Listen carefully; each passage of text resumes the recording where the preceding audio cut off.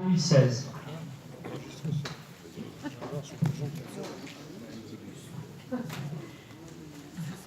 Pour essayer d'être plus précis, j'ai préparé une petite note parce que la prime de fin d'année est relativement compliquée.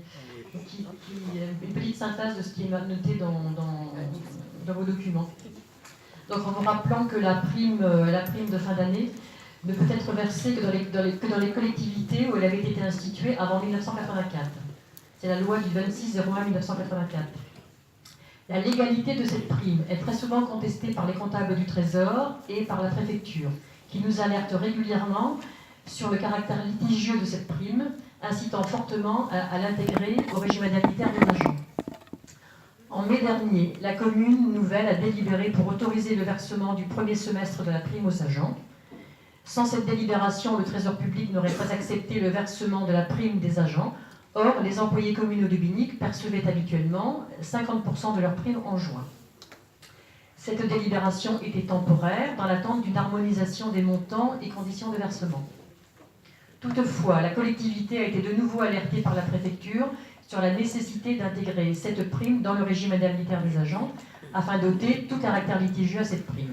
La commune nouvelle de Binic et Table-sur-Mer ne peut légalement instituer une telle prime puisqu'elle devait exister avant 1984.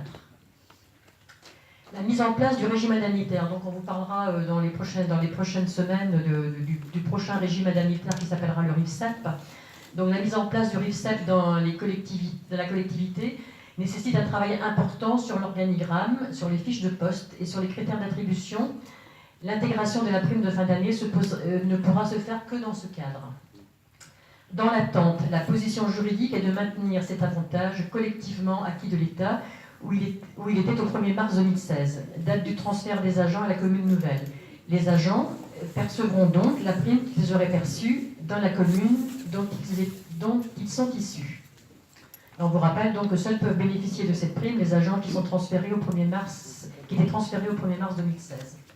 Donc l'objet de la délibération, c'est de confirmer le versement à chaque agent transféré, je viens de le dire. Donc de maintenir par conséquent pour la période de mars à décembre 2016 un montant de 975,32 € pour un agent à temps complet pour les agents qui sont issus de la commune ancienne de Binic.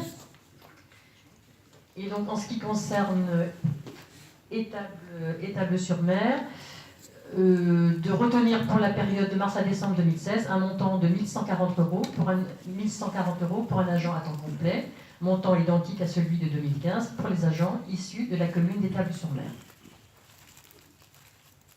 Donc les montants ici calculés sont versés aux agents selon les modalités décrites ci-dessus, seront versés de montants versés au premier semestre de juin 2016. Voilà, je ne sais pas si ça a été plus clair. En résumé, ce qui va être certainement proposé par l'État, c'est d'intégrer la prime de fin d'année. Elle serait versée mensuellement. Elle serait intégrée au régime indemnitaire et serait versée mensuellement. Ce n'est pas l'État qui va proposer, c'est l'État qui va imposer les derniers textes qui sont sortis sur la gestion des personnels territoriaux. Les dernières circulaires, elles ne sont même pas encore toutes sorties, sur le fameux RIFSEP dont vous avez trouvé, je sais d'ailleurs pas ce que ça veut dire, régime indemnitaire. Il y a des choses qui ont été dites là-dessus, je ne suis pas sûr. En fait, on n'aura pas le choix, c'est une obligation pour supprimer tous les autres régimes indemnitaires qui existaient. Toutes les collectivités sont confrontées à ça en ce moment. Oui, Tiffany.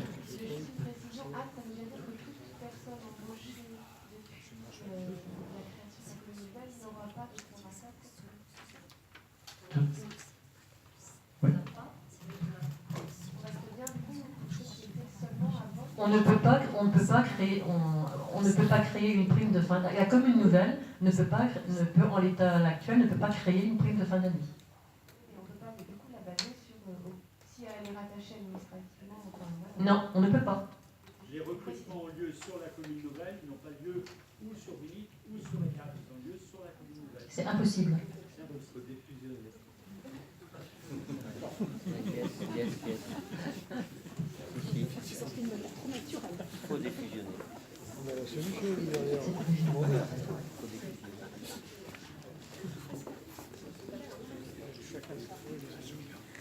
Des suggestions d'expérience, d'expertise. Est-ce qu'il y a des... Oui, Madame Aubuchon. Alors, Madame Leroy, je vous remercie pour vos précisions. Je pense qu'elles font suite à mon intervention en question personnelle. Est-ce que vous pourriez, du coup, nous la faire parvenir par écrit? Celle que vous avez lue, en fait, là tout à l'heure, qui était plus précise, en fait, effectivement, que la note qu'on a là, juste. Je pense qu'elle était moins précise, mais Plus parlante, je pense. plus parlante peut-être pour tout le monde. D'accord. Mais on peut la mettre au compte rendu, puisqu'elle vient de le lire. Oui, non, je trouve qu'elle était plus claire. Donc, RIP7, pour information, en fait, c'est... Régime indemnitaire. Tenant compte de la fonction, des suggestions, de l'expertise 10. et de l'expérience professionnelle. L'engagement professionnel. Des agents. En fait, il faut savoir quand même que c'est pas un nouveau régime non plus, ça existe depuis 2014. Ça. Ah non, les textes sont sortis. C'était mis en place avant la fin de l'année 2016. Non, mais les textes sont sortis fin 2015, début 2016, vous savez bien. Les décrets sont sortis en 2015. Même au niveau du centre de gestion, par exemple, actuellement, on ne l'applique pas encore, on n'a pas encore mis en place. Et si je peux me permettre, pour compléter l'intervention de Mme Leroy, c'est que justement, il y a un groupe de travail qui a été mis en place afin de mettre en place dans la communication justement de la mise en place des groupes de travail. Je pense que c'était important de préciser qu'il y a dans l'important travail, qui reste des places en disponibles. C'est vrai, on a combien de places? Il reste des places dans le groupe de travail.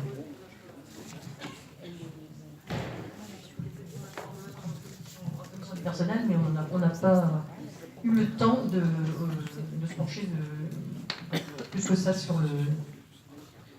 Elle n'est pas constituée, je veux dire.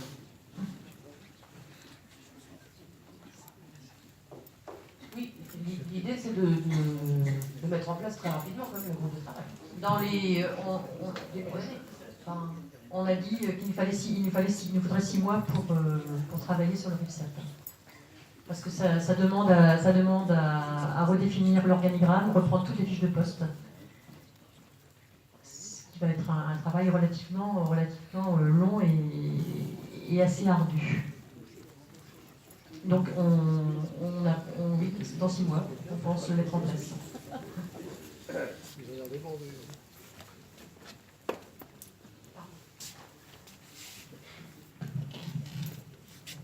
Alors sans refaire la commission, vous avez fait allusion, c'est vrai qu'en commission, on a aussi bien vu que jusque-là, l'appréciation des personnels se faisait de manière différente, puisqu'il y avait un système dit de notes classique qui fonctionnait sur étable, alors qu'on était déjà passé à un système d'évaluation différent sur Binic. Et c'est vrai que ça aussi, dès cette année, on a l'obligation d'harmoniser ça de toute façon. Donc, il y a aussi cette façon de noter, d'apprécier le personnel qui va être modifié. Ça, c'est avec, y compris, de l'accompagnement des responsables hiérarchiques de niveau N+1, puisque ce sont eux qui le faisaient et qui le font dans la plupart des communes. D'autres questions là-dessus? Oui, M. André. Ça va aller comme ça. Non.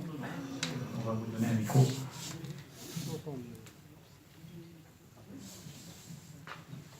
Je ne vais pas pouvoir voter cette prime de fin d'année, me réjouissant cependant qu'en 2017, je pourrais la voter.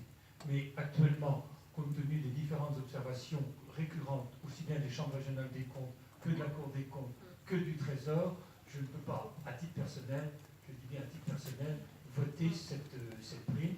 Je ne voterai pas contre, je m'abstiendrai. Je peux comprendre aussi. Oui, depuis longtemps, elle est considérée comme illégale par certains acteurs. Voilà. Et c'est bien les rapports de la Cour des comptes vont tous dans ce sens-là. Donc, 2017, je ne doute pas que je pourrais la voter. Mais elle sera dans un cadre légal, ce sera la RIP7. Est-ce qu'il y a d'autres observations? Je vous propose de passer au vote. Donc, et l'engagement de vous transmettre la petite note qu'a proposée l'adjointe au personnel, là tout de suite. Qui est contre? Qui s'abstient? Une abstention. Je vous remercie.